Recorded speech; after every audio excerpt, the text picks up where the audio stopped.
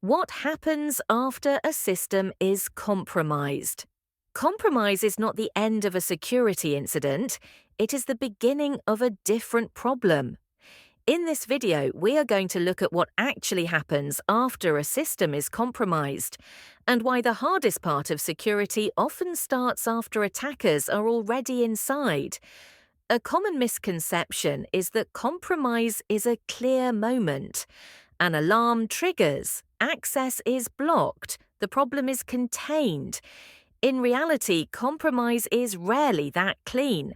By the time a system is known to be compromised, trust has already been broken. What is missing is certainty.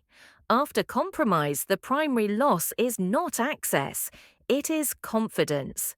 Security systems are built on assumptions that identities are valid, that data is correct, that signals can be trusted.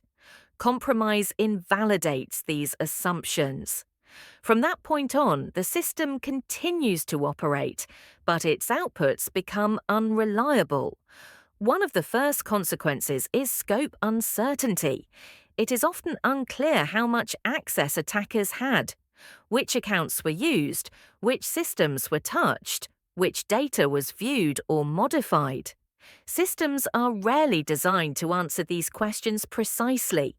Logs exist, but they reflect what systems observed, not what attackers intended. Another consequence is credential contamination. When attackers gain access, credentials become suspect. Passwords, keys, tokens.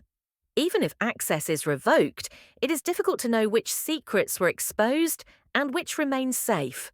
Trust in authentication collapses quietly. Data integrity becomes a concern as well. After compromise, data may still be present, but its correctness is uncertain. Files may have been altered subtly. Records may have been accessed or copied without leaving clear traces. The absence of visible damage does not imply safety. Integrity is harder to prove than availability. Persistence is another challenge. Attackers rarely rely on a single access path. They look for ways to survive detection. They reuse existing trust relationships. They blend into normal processes. They avoid actions that draw attention. Removing visible access does not guarantee removal of presence. This is why recovery is harder than intrusion. Intrusion exploits a weakness. Recovery requires rebuilding trust. It requires answering questions that systems were never designed to answer. Can this account be trusted? Can this data be relied upon? Can this system behave safely again? These questions have no simple answers. Organizations often focus on restoring operations quickly. Systems come back online, access is re-enabled, services resume. But operational recovery is not the same as security recovery.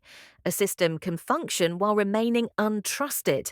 This gap creates long-term risk. Another difficulty is time.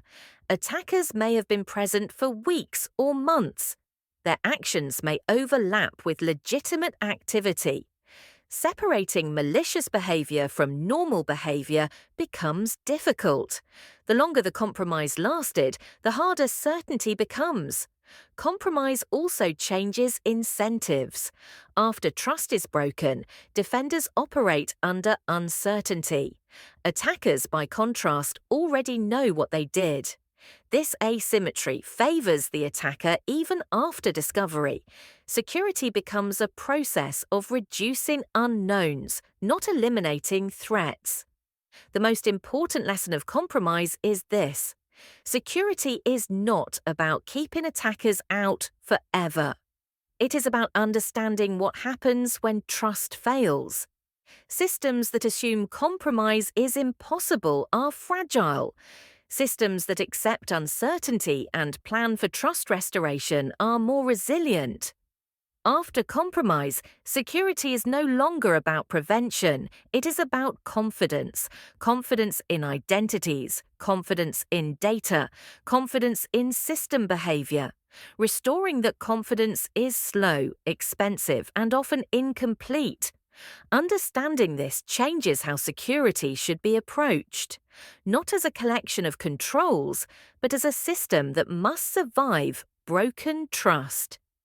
In future videos, we will look at how systems attempt to detect compromise earlier, why detection often fails, and what trust rebuilding really means in practice.